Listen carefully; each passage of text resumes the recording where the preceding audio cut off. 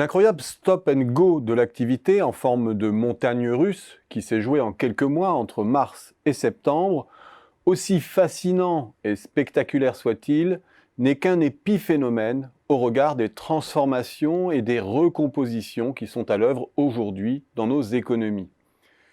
Ces dernières s'inscrivent dans une temporalité longue. Et le grand V que nous venons de vivre n'est ni plus ni moins que le résultat mécanique d'une suite d'actions délibérées, visant à mettre momentanément les hommes, les activités et les revenus sous cloche. Comme le souligne à juste titre l'économiste Robert Boyer, rien de ce qui se déroule sous nos yeux depuis mars ne s'apparente à une séquence récession, reprise et encore moins à un retour à la normale. Nous entrons aujourd'hui dans une zone de grande incertitude où rien n'est écrit d'avance. Le monde d'après n'est pas à notre porte. Les plus optimistes, au moment de la déflagration, nous avaient fait miroiter la bascule accélérée dans le monde d'après. La crise, catalyseur du changement, accélérateur de la destruction créatrice, c'est un grand classique.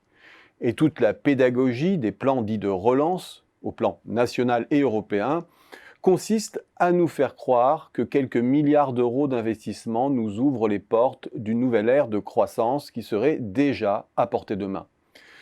Comme si nous touchions dès à présent la rive du nouveau monde. Sauf que nous sommes aujourd'hui embarqués dans une grande traversée qui nous éloigne du monde d'avant sans que les rives du monde d'après ne soient encore visibles. Cette traversée pleine d'aléas nous conduit vers une terra incognita tout aussi mystérieuse. Chacun y projette sa propre normativité et nous nous berçons de narrations qui atténuent la peur de l'inconnu.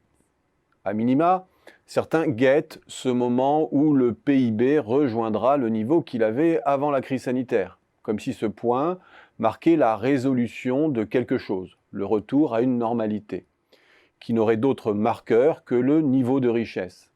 Une définition bien arbitraire et réductrice de la normalité, il faut en convenir, où les craquements sociaux, les cataclysmes climatiques, la montée des autoritarismes, l'univers de taux zéro, etc., qui prévalait avant crise, faisaient tout à coup figure de points de normalité et d'équilibre. Pour d'autres, ceux qui, déclinistes depuis des décennies déjà, interprétaient l'économie à travers le prisme de la contrainte budgétaire, la période qui s'ouvre n'est que le long chemin de croix de notre appauvrissement inévitable et de notre rédemption par le remboursement des dettes. Pour d'autres encore, la crise doit nous projeter dans un capitalisme écologique, social, parcimonieux, préservant les ressources et la planète. La crise devenant l'accélérateur d'un monde d'après plus beau, plus équitable, plus vertueux. Pour d'autres, enfin, cette crise entérine la prise de pouvoir des GAFAM sur l'économie. Elle parachève la mue du travail sous l'emprise des réseaux planétaires. Le télétravail et la visio remettant en cause la nécessité d'un face-à-face ou d'une mobilité physique et sacrant la mise en œuvre à distance des services. L'économie a finalement continué à tourner durant le Covid en dépit de la distanciation imposée dans de nombreux domaines, se transformant un temps en grande plateforme collaborative avec l'État maître d'œuvre de la collectivisation des revenus, nous projetant dans les rêves les plus fous de Rifkin. Et entre le temps court, celui des plans dits de relance, qui ne sont au fond ni plus ni moins que des dispositifs de sauvetage, de première urgence qui maintiennent en survie artificielle des pans entiers de l'appareil productif, et des plans d'investissement dans un monde d'après qui demeure à l'ébauche, on se dit que s'ouvre devant nous une longue plage temporelle d'une ou deux décennies ou plus sur laquelle nous n'avons aucune représentation. Le mot « transition » nous tient lieu de cache-misère intellectuelle.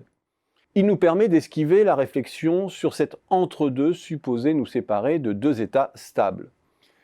Et si nous y portions plus d'attention, plutôt que de mystifier un état futur de l'économie, peut-être se rendrait-on compte que le monde dans lequel nous sommes aujourd'hui, celui de l'hyperliquidité, des taux zéro, du financement monétaire de la dette, d'une économie zombie survivant en lévitation, sans contrainte d'endettement, définit un régime de croissance plus stable et plus soutenable que supposé. et que cette japonisation est peut-être la solution la moins violente pour financer le considérable besoin de renouvellement du capital qui sous-tend la transformation verte du capitalisme.